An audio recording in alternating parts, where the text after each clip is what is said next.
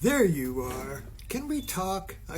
I keep coming up with new ways of introducing my talk, but I'm still speaking to you. I'm still looking for you. Can we talk? We need good metaphors to understand and work with your mind, with consciousness, and the compass is a great metaphor. Let's look at it. But first, I'm Ed Conley, and I have been practicing awakening and awareness my whole life. I'm 89, and I have been infinitely curious in how I know how my mind works. If you have a computer, and I remember back in the 80s when there was the Windows, and then the Mac came in, and the Mac OS, and the Windows OS, and which is the better, the computer wars. But there was an interest in how the damn thing worked. I have a good friend of mine who's now grown up. He was in high school then, in the 80s, and he's a computer technologist. And he said he remembers when he woke up. Websites just came out, and a friend was showing him a website. He says, "Oh yeah, well these are created, and there's a code." There's a code? You can learn a code to create a website? HTML? What is that code? I want to know. It was like the imitation game or the Enigma code. What is the code of the Enigma? I want to know. What is the code of your consciousness? What is the code of your mind? Not psychology, which studies the mind of man, but I mean your mind, my mind. Who am I? Not what the books say, not what the philosophers and the pundits say, but I want to know. I want to ask the question, what am I? And if you get into that question, you're going to realize that there's a code. You have to learn a code. It's the imitation game.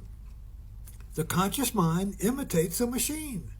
But if you want to know who you are as a living mind, a living consciousness, you have to be interested in the code. So what is the code to consciousness? Well, it's not going to be mathematics. It's not going to be philosophy, theology, religion, TikTok pundits, groups, Buddha groups. It's not going to be any of that, because they're all about it out there. But you're not it. You're not in the objects you're studying. You are that who studies the objects.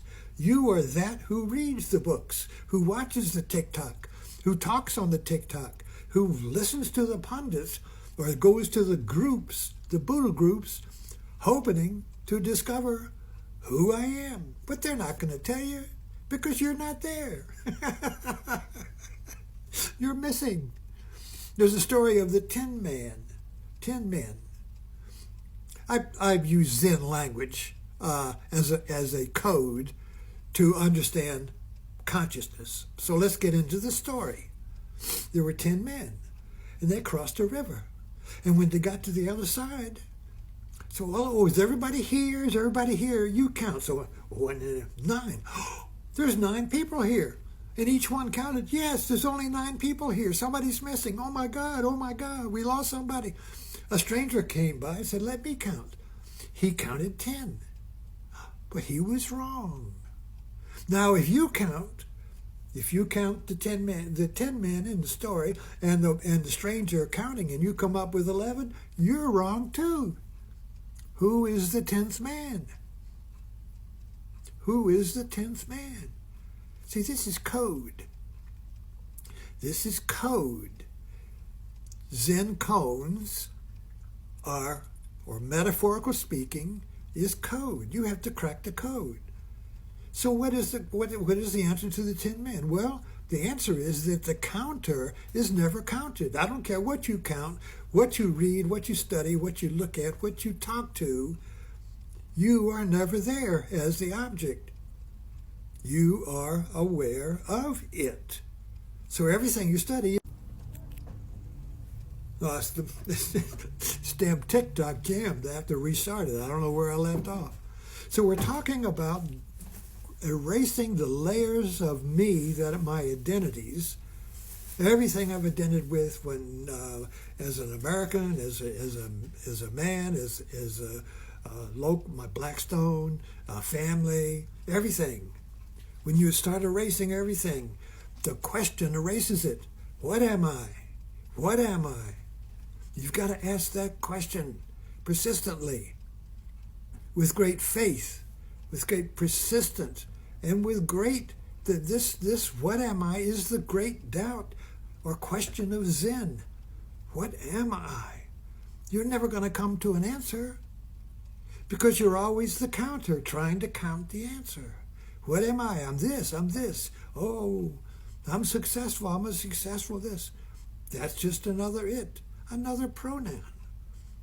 So we have to ask this question to crack the enigma code of consciousness, the layers of consciousness, like a Russian nesting doll, you see. You got to go through the dolls. It's painful because you got to get low of the doll you love. Oh, I love this doll. This is what Barbie was all about. You love the doll. You love your identity. You love your safety, your security and identity. Oh, I don't have any problem. I know what I am. I'm a Christian, yada, yada, yada. I'm a Democrat, whatever. Whatever you are, that's not it. Whatever it you think you are, that's not it, you see. But you got to arouse that question.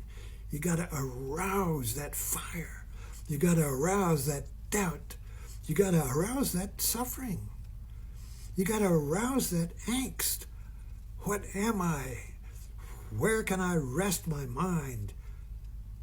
And see, then you get to Jesus, who said, Son of Man has no place to rest his head. The Son of Man has no place to rest his head. So you are the Son of Man, but where are you going to rest your place? You can't rest your head because you're always counting the things where you can rest your head. There's a yoga story. I used to practice guru yoga. And the story, and the yoga had stories just like Zen, you see. And there was a story of an old yogi who was sleeping in a cemetery, and he had his foot on the statue, on a monument of Shiva. And somebody came back and says, "How dare you put your foot on the monument of Shiva? Get it off, you bum!" And so the old yogi moved over, put his foot down, and another statue of Shiva grew up under it. Where is he going to rest his head? That isn't God. Where is he going to rest his head? That isn't Shiva. Where are you going to rest your head? That isn't you. Where can you go that you are not? You are the missing you. It's like a compass. This is the anchored foot, and this is the extended foot. And this is running all over the world looking for what? The anchored foot. And you can't find it because the foot is never it. The anchored foot, the anchored leg of the compass, if it rests in any it, you see, then it becomes in the domain of the extending, the seeking leg. You see, so wherever you seek, you're never going to find the anchor. Because if you find it, that's not it. You have to see the beauty of this joke. You have to roar with laughter. You have to fall on the floor laughing. Whatever you find isn't it. That's the great liberation. You have to be a little mad to cut the rope and be free, said Zorba the Greek, my old movie guru. Thanks for dropping in. Subscribe. Let's kick this madness down the road.